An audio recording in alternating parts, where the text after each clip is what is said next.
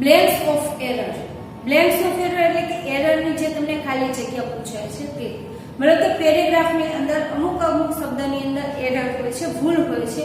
એ ભૂલને તમારે સુધારીને તેને કરેક્ટ કરીને તેની જગ્યાએ સાચો આન્સર તમારે લખવાનો છે. ફોર એક્ઝામ્પલ અહીંયા જોવો.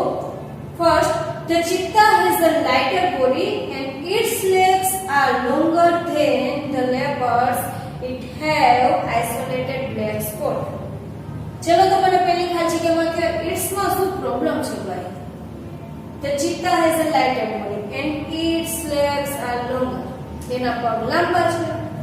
તો its આનો મતલબ શું થાય?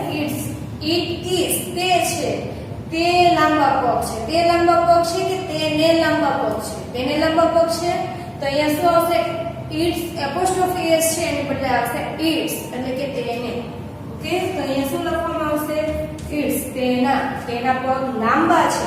ધેન, હવે આ ધેન છે એનો મતલબ તો થાય ત્યાર પછી. આપણે અહીંયા એ ધેન નથી લેવાનો. કયો ધેન લેવાનો છે? કમ્પેરિઝન વાળો ધેન. તો ઈ ધેન માટે કયો શબ્દ આવશે? THAN. ધેન. ઓકે, તો અહીંયા શું આવશે? ધેનની બદલે આ than. Its legs are longer than the leopards. It have, it સાથે have આવે કે has આવશે? has. તો અહીંયા have ની જગ્યાએ શું આવશે? has. કરેક્ટ શબ્દ કયો છે? has. Isolated black spot. છૂટા છવાયા black spot. એક જ ડાઘ છે, એક ડાઘ તો ગમે ને છૂટો છવાયો જ કહેવાય ને. છૂટા છવાયા ક્યારે કહેવાય? બહુ બધા હોય અને પાછા અલગ અલગ હોય તો કહેવાય ને. તો અહીંયા તો એક જ સ્પોટની વાત કરી, તો એક સ્પોટ ક્યારે છૂટો છવાયો હોય નહીં. એટલે અહીંયા શું આવશે? સ્પોટની જગ્યાએ બ્લેક સ્પોટ્સ. છૂટા છવાયા ડાઘ આવેલા છે. ઓકે, તો આ ટાઈપનું તમારે એકદમ ધ્યાનપૂર્વક પેરેગ્રાફ વાંચવાનો છે, એને સમજવાનો છે અને પછી તે ભૂલને આપણે સુધારવાની છે. Second, the sun disappeared in the hill. સૂર્ય છે ને ડિસઅપિયર અદ્રશ્ય થઈ ગયો ઇન ધ હિલ ટેકરીમાં. ટેકરીમાં કોઈ સૂર્ય ક્યારે અદ્રશ્ય થતા જોયો તમે? સાપુતારા ને ગમે તે હિલ સ્ટેશન પર જાઓ છો તો ત્યાં જ્યારે સૂર્ય ડિસઅપિયર થાય છે તો ટેકરીની અંદર થાય છે કે ટેકરીની પાછળના ભાગમાં થાય છે? પાછળના ભાગમાં થતું હોય છે. તો અહીંયા ઇન ની જગ્યાએ શું આવશે? Behind. The sun disappeared behind the hill. Soon the dark covered, ને તરત જ અંધારું છવાઈ ગયું. અંધારું હોય એને ડાર્ક નો કે એને ડાર્કનેસ કહેવાય. ઓકે, એટલે અહીંયા ડાર્ક ની જગ્યાએ શું આવશે? Darkness. Soon the darkness covered, the wind stopped blow. Stop blow ને પણ શું આવશે? blowing. ફૂંકાવાનું બંધ થઈ ગયું. ઓકે, તો અહીંયા બ્લો ની જગ્યાએ શું આવશે? ફૂંકાય છે ને ફૂંકાવાની જે ક્રિયા હતી તે બંધ થઈ જશે એટલે આવશે બ્લો ની જગ્યાએ બ્લોવિંગ. The wind stopped blowing. There was stillness all around. આ ધ્યાનનો મતલબ થાય તેઓનું. એટલે અહીં આ ધ્યાન નથી આપવા આવતું. શું આવશે? there was એટલે કે ત્યાં. તેઓનું નહીં પણ ત્યાં એકદમ નીરવ શું થઈ ગઈ? શાંતિ છવાઈ ગઈ ત્યાં. એટલે આ ધ્યાનની જગ્યાએ કયો આવશે? there. BHER. ઓકે, તો અહીંયા ફર્સ્ટ ઇન ની જગ્યાએ બિહાઇન્ડ આવશે, ડાર્ક ની જગ્યાએ ડાર્કનેસ, બ્લો ની જગ્યાએ બ્લોવિંગ અને ધેર ની જગ્યાએ there. Okay, last, first take a piece of paper.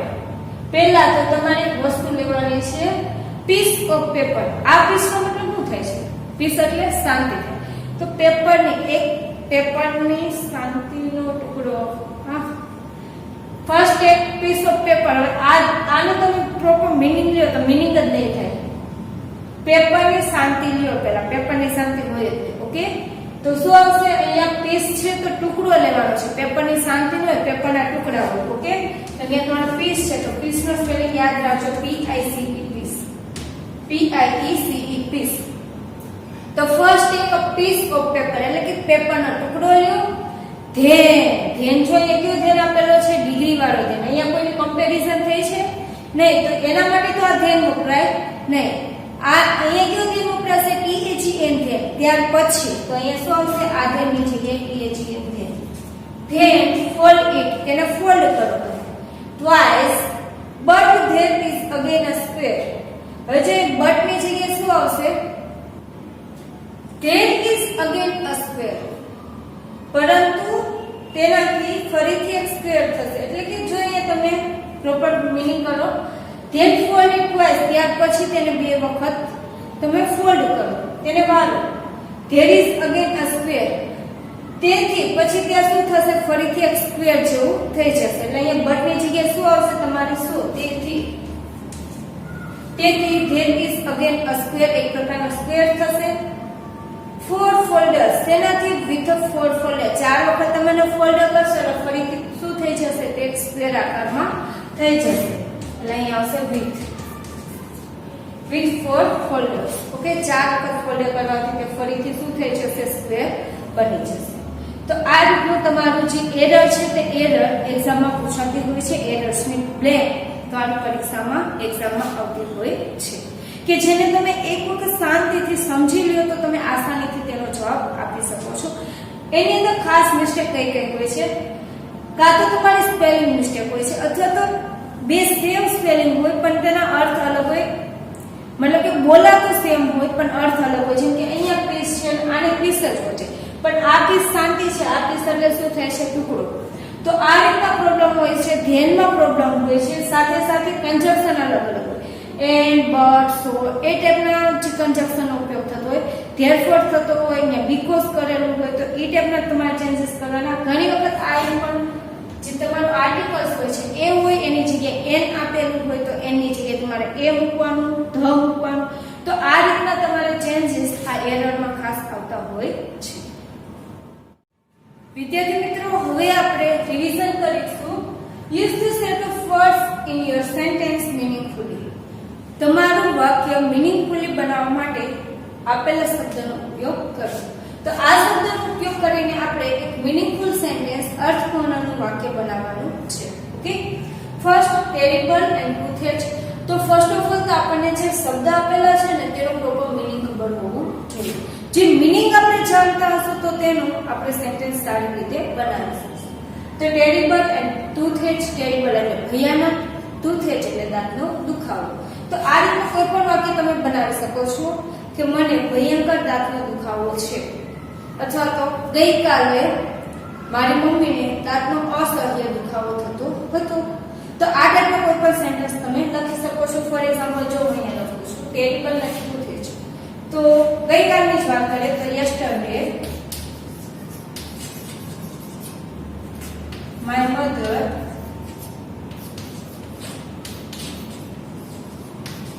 had terrible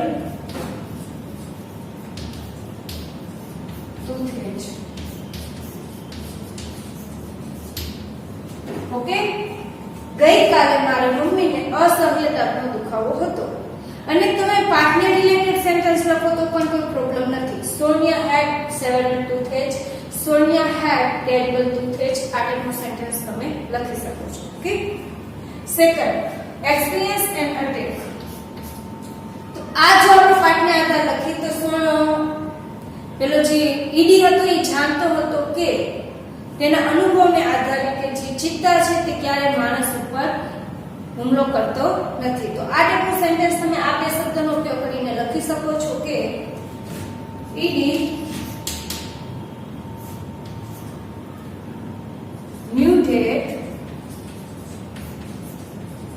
from his experience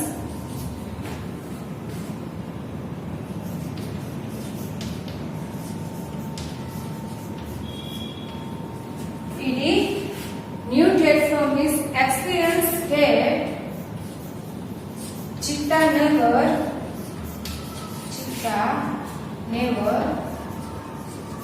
attack men. કે ચિત્તા ક્યારે માણસ ઉપર હુમલો કરતા નથી, કે તેના અનુભવને આધારે જાણતો હતો. લાઈવ એન્ડ ગ્રુપ રહે છે ગ્રુપમાં, સમૂહમાં. ગમે એ રહેતા હોય, પક્ષી રહેતા, પ્રાણીઓ રહેતા હોય તો લખી શકો છો તમે.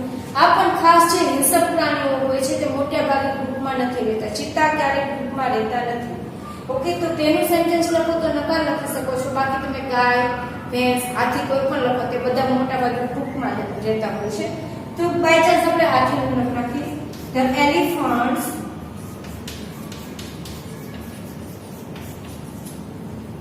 live in group.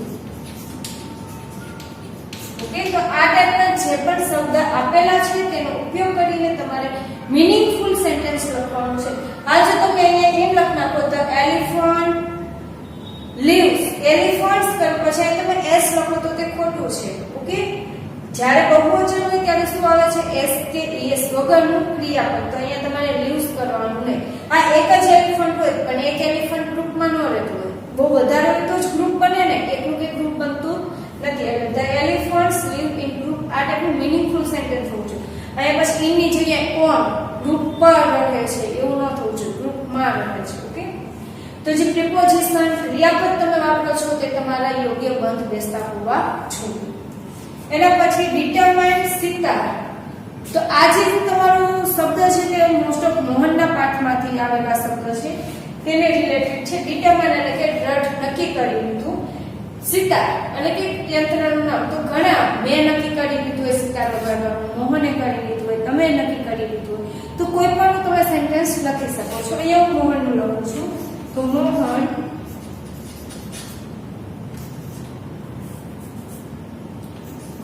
determined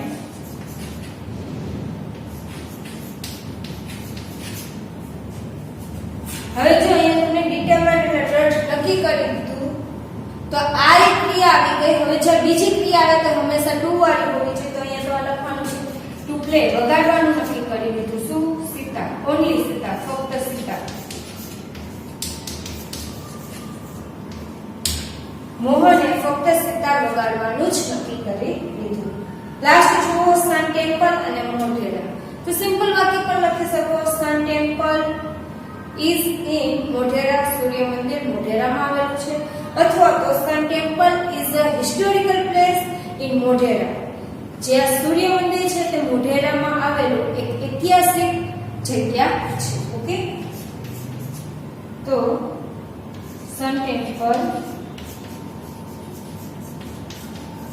is historical place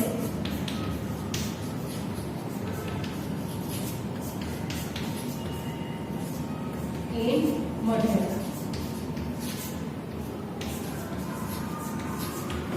okay, તો આ રીતનું તમે આપેલા શબ્દને આધારે સેન્ટેન્સ બનાવી શકો છો. અને આ જે પ્રશ્ન છે તે એક્ઝામમાં તમને 2 ગુણમાં પૂછાતું હોય છે. તો વિદ્યાર્થી મિત્રો, હવે આપણે આપણા જે રિવિઝનનો લાસ્ટ પોઈન્ટ છે કન્જંક્શન, તેના વિશે એક્ઝામ્પલ જોવાના છે. તો તમને આ જે કન્જંક્શન છે તે ક્વેશ્ચન આ રીતે પૂછાતું હોય છે. Join the sentences using the correct કન્જંક્શન. તમારે જોઈન ધ સેન્ટેન્સીસ વાક્યને જોડવાના છે યુઝિંગ ધ કરેક્ટ કન્જંક્શન. સાચા કન્જંક્શન સંયોજકનો ઉપયોગ કરીને આપેલા વાક્યોને તમારે જોડવાના છે. અને એક્ઝામમાં આ વાક્યને તમારે જોડી લખવાના પણ છે. ખાલી એમ નથી કહેવાનું. ફોર એક્ઝામ્પલ અહીંયા જો એક વાક્ય છે, all my friends joint the one day picnic. મારા બધા મિત્ર છે તે એક દિવસની જે પિકનિક હતી તેમાં જોઈન્ટ થઈ શક્યા, તેમાં જઈ શક્યા. I could not go due to my toothache. હું મારા દાંતના દુખાવાને લીધે જઈ શક્યો નહીં. તો અહીંયા તમારો ઉપયોગ થશે કે બધા ફ્રેન્ડ ગયા પરંતુ હું જઈ શક્યો નહીં. પરંતુ એવું તો બટ. તો તમારે ખાલી આ નીચે અંડરલાઈન જ કરવાનું કે બટ છે કન્જંક્શન અહીંયા વપરાશે. તમે વાપરીને વાક્ય લખી નાખો છો. આ એવું કરવાનું નથી. યાદ રાખજો, તમારે વાક્ય લખવાનું પણ છે. ફક્ત ને ફક્ત દર્શાવી નથી દેવાનું. બાજુમાં જ્યાં કાઉન્ટ્સ લખી અથવા તો બ્રેકેટ કરીને આમાં બટ જવાબ આવે એ ટાઈપનું લખશો તો એના માર્ક્સ નહીં આવે. તમારે વાક્ય લખવાનું પણ છે. અહીંયા તમારે વાક્ય લખવાનું છે, all my friends joined the one day picnic but I could not go due to my toothache. એટલે બે વાક્યની વચ્ચે તમારે અહીંયા શું લખવું પડશે? બટ. બટ વા લખી અને વાક્યને તમારે જોઈન્ટ કરવાનું છે. Second, don't disturb the readers, you are in the library. શું કહે છે? Don't disturb the readers. જે વાંચનાર છે તેને તમે ડિસ્ટર્બ કરો નહીં. You are in the library. તમે લાઇબ્રેરીની અંદર છો, પુસ્તકાલયમાં છો. ઓકે, તો અહીંયા બીકોઝ કારણ કે તમે લાઇબ્રેરીમાં છો, સો તેથી તમે લાઇબ્રેરીમાં છો. Don't disturb the readers. તમે વાંચનારને ડિસ્ટર્બ નહીં કરો તેથી તમે લાઇબ્રેરીમાં છો. એવું આવે વાક્ય નહીં. એન્ડ અને તમે લાઇબ્રેરીમાં છો નહીં. તમે વાંચનારને ડિસ્ટર્બ નહીં કરતા, કારણ કે તમે ક્યાં છો અત્યારે? લાઇબ્રેરીમાં, પુસ્તકાલયમાં છો. ઓકે. હા, જો તમારે વાક્યને તમારે 100 થી લખવું હોય તો વાક્યને કન્વર્ટ કરવું પડશે. You are in the library, તમે લાઇબ્રેરીમાં છો, so don't disturb the readers, તેથી તમે વાંચનારને ખલેલ પહોંચાડશો નહીં. ઓકે. પણ જો બે તમારે વાક્યને આ જ રીતે રાખીને જોઈન્ટ કરવા છે તો તમારે મૂકવું પડશે because. Don't disturb the readers because you are in the library. Okay. તો અહીંયા શું આવશે? બીકોઝ. જો સીધું વાક્ય રાખવું હશે તો, અને જો વાક્યને ઉલટાવવું છે તમારે આગળ પાછળ કરવું તો તમારે કયો જવાબ આવશે? 100 થી જોઈન્ટ કરવાનો આવશે. Okay. Third, our class teacher is very good nature. અમારા જે ક્લાસ ટીચર છે, અમારા શિક્ષક તે કેવા છે? વેરી ગુડ નેચર, ખૂબ સારા સ્વભાવના છે. હી હાર્ડલી પનિશ અસ, તે ભાગ્યે જ અમને પનિશ કરે છે. તે ખૂબ સારા છે ને એટલે જ ભાગ્યે પનિશ કરતા હોય છે. બાકી બહુ ગરમ તપેલો મગજ હોય તો વારંવાર પનિશ ચાલુ જ રહે. એટલે શું કહે છે અહીંયા? કે તે સારા નેચરના છે, આથી તે ભાગ્યે જ શું કરે છે? અમને પનિશ કરતા હોય છે, સજા આપતા હોય છે. સો, તો અહીંયા તો કે સો તો આપેલું નથી. સો ધેરફોર, પણ જે એસ છે તેનો ઉપયોગ પણ સો તરીકે જ કરી શકાય. તે સારા છે તેથી તેમને ભાગ્યે જ પનિશ કરતા હોય છે. પણ આ એસ નો ઉપયોગ છે તે સો ની જેમ વાક્યની વચ્ચે નથી થતો. આપણે સો નો ઉપયોગ ક્યાં કરતા હતા? વાક્યના વચ્ચે. આ ટાઈમ કે class teacher is very good nature, so he hardly punish us. તો સો ક્યાં મૂકતા હતા તમે? વાક્યના વચ્ચે. પણ જ્યારે એસ નો ઉપયોગ કરો છો તે વાક્યના ક્યાં આવશે? સ્ટાર્ટિંગમાં. અહીંયા તમારે એસ મૂકવાનું. As our class teacher is very good nature, અને અહીંયા જ્યારે તમારે ફૂલ સ્ટોપ હોય છે ત્યાં તમારે કરવાનું છે અલ્પવિરામ. ઓકે. પૂર્ણ વિરામની જગ્યાએ શું કરવાનું? અલ્પવિરામ કરી અને તે વાક્યને જોઈન્ટ કરવાનું બીજા વાક્ય. Okay. Last, Pooja has a car, Poonam has a car. Pooja has a car, Poonam has a car, and, or અને સો. અહીંયા કોઈ પ્રકારનું અથવાનું છે? અથવા માટે તો કોઈ છે જ નહીં. એન્ડ અને સો થી તમે સો કોઈ રીઝન તો છે ને, તો તમે સો થી પણ નહીં કરી શકો. તો કોનાથી વાક્ય જોઈન્ટ થશે? એન્ડ થી. તો કઈ રીતે? અહીંયા બે કર્તાઓને આપણે એન્ડ થી જોડશું. ઓકે. બાકીનું તો સેમ જ છે. તો પૂજા એન્ડ શું આવશે? પૂજા એન્ડ પૂનમ. હવે અહીંયા ખાસ યાદ રાખજો, અહીંયા હેઝ છે બેમાં, પણ અહીંયા બે નામ થાય તો બે નામ સાથે ક્યારે હેઝ આવતું નથી. તો ત્યાં શું થઈ જશે? હેવ. અને બંનેની પાસે કાર છે તો હેવ અ કાર. ઓકે. તો થશે Pooja and Poonam have a car. Okay. બંને પાસે કાર છે. સો વિદ્યાર્થી મિત્રો, આજે આપણે પેપર સ્ટાઇલ્સ અને આપણું રિવિઝન છે તેને આધારે તમે એક્ઝામને લગતા કોઈ પણ ક્વેરી છે તેને સારી રીતે સમજી શકો. દરેક જે પેપર સ્ટાઇલમાં પૂછાયેલા ક્વેશ્ચન છે તેને સારી રીતે સમજી શકો, અને તે માટે એક્ઝામને રિલેટેડ, એક્ઝામને અનુરૂપ તમે સારામાં સારું પ્રિપેરેશન કરી શકો તેવી હું આશા રાખું છું. વધુ ને વધુ સારા તમે માર્ક્સ પણ આ સબ્જેક્ટની અંદર લાવી શકો તેમ છો, કારણ કે આ જે સબ્જેક્ટ છે તે ફક્ત એક સમજ પૂરતું છે. જો થોડીક તમે એમાં સમજ રાખશો, થોડીક તેમાં તમે કાળજી રાખીને પેપર લખશો તો ઓછી મહેનતે વધુ સારા માર્ક્સ લાવી શકશો. અને જે કંઈ પણ તમને પેપર સ્ટાઇલ્સ અને રિવિઝનમાં કીધું છે તે પ્રમાણેની તમે તૈયારી કરશો તો શ્યોર તમે ધારશો તેટલા માર્ક્સ આ સબ્જેક્ટમાં લાવી શકશો. તો વિદ્યાર્થી મિત્રો, આશા રાખું છું કે તમારી એક્ઝામ ખૂબ સારી છે, તમે ખૂબ વધુ સારા માર્ક્સ વિષયમાં લાવો. સો આઈ સે heartily best of luck all of you, all the best.